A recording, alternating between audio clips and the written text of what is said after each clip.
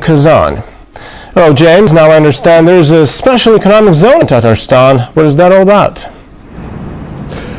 That's right. There's one of only two special economic zones in the whole of Russia, actually. This is the Alabuga economic zone, which was set up here just a few years ago as a way of developing industry and infrastructure in the Republic of Tatarstan. And it's the economy of Tatarstan that we are going to be focusing on today in Russia Close Up.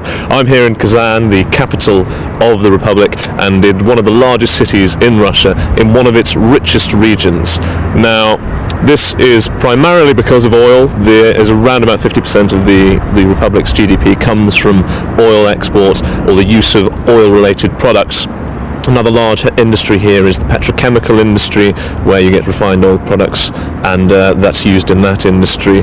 One of the largest factories in the world is also petrochemical factories is here as well.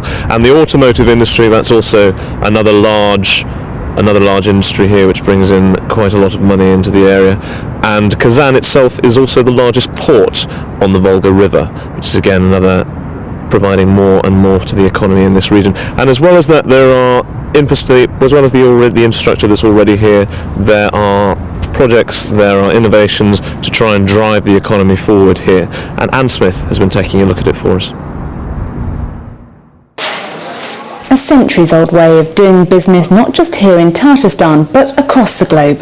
Every Sunday this Kazan bar teems with people wanting to buy and sell locally made goods. Its geographical situation means this region has always been an important trade route and a hub for business. This, however, is where the big money is made in Tatarstan. 220 million barrels of crude oil are produced here each year. It's then refined in the country's two main petrochemical plants. The black stuff that comes out of Tatarstan soil has a high sulfur content, making it tougher than others elsewhere in the world to refine. In the past, this oil has been sold on for others to process and take the profit, but not anymore. Homegrown companies are now doing it for themselves. There's a new entrepreneurial spirit in the air, and it has a sulphurous smell. We have about 2,700 people, and during development of our site, numbers will be increasing. And right now we have a big idea to make a new big complex. The total cost will be not less than $1 billion. After it's refined, it can be used for pretty much anything. Plastics manufacturing is a real money spinner. This plant is the largest of its kind in Russia.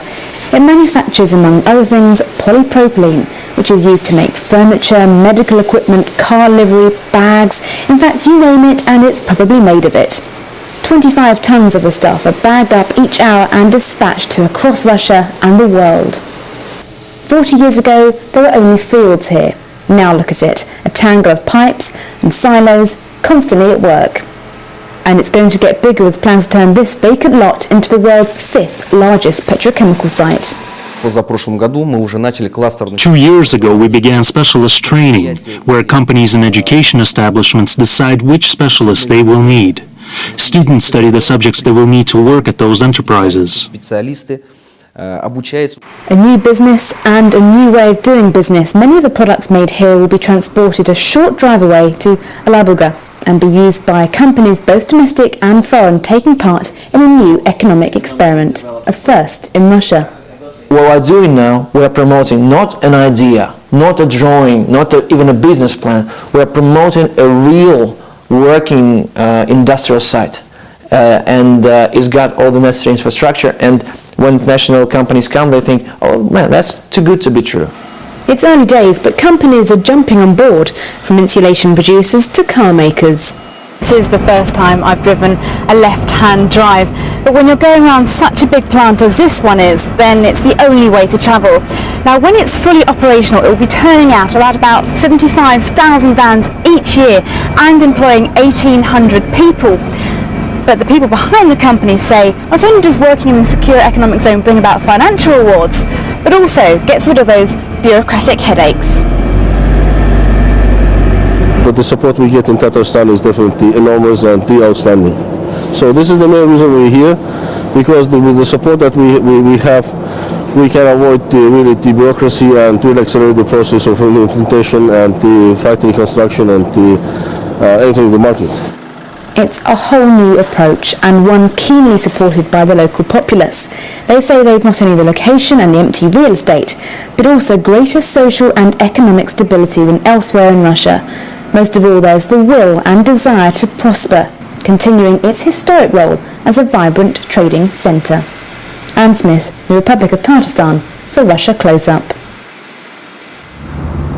And that was Anne Smith reporting on the developments in the economy and infrastructure here in the Tatarstan region. And as she was mentioning there in that report, one of the most important developments of recent years has been the setting up of a special economic zone in Alabuga. And I'm pleased to say that joining me here on Russia Close Up is Mr. Igor Nosov, who is the Deputy Director of Investor Relations at that economic zone. Now, Igor, why was this set up in the first place? Oh, thank you, James. You were absolutely right saying that the economy of Tatarstan is based mostly on oil. And some experts say that oil-based economy is oil-addicted economy. But we have a remedy, well, at least one of the most effective remedies. So the remedy is the special economic zone. About 2 years ago, the Russian government decided to create 2 special economic industrial zones and 4 research and development zones. The main idea of the zone is to create favorable business environment for both Russian and international investors to launch their production, industrial projects in the Russian Federation. And we can see the benefits of that already within the region here. Yes, we started 2 years ago, and for the moment we've created a part of the industrial, business and customs infrastructure. So we have several land plots which are absolutely ready, plug in. They are ready and they're waiting for investors to come and to launch industrial projects. Now, we've heard about what's been happening up to now, but this isn't something that's standing still. You still have ideas and projects that you're going to be implementing in the near future. Yes, there are 3 main directions of the zone. First is automobile industry, the second is petrochemical industry, and the third is building construction materials. And within the next 5 years, we predicted to have more than 40 companies to be our residents, which will create 30,000 jobs, and I think that the total amount of investment will be much more than $2 billion. So are we thinking that it's likely to be mostly foreign investment, or are you trying to get investment from within Russia itself? So we work with both Russian and international companies.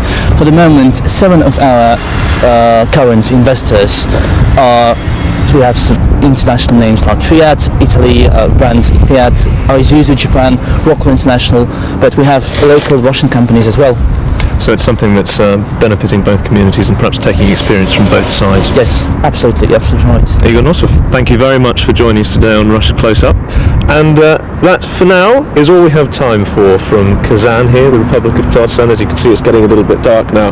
But do stay with us, because this won't be the last time you see us. We'll have more from you from this city, from Tatarstan, and hopefully some more interesting information. So stay tuned to Russia Today. Now back to you in the studio. Well, thank you very much, James. Russia Today's James Brown reporting live from Tatarstan.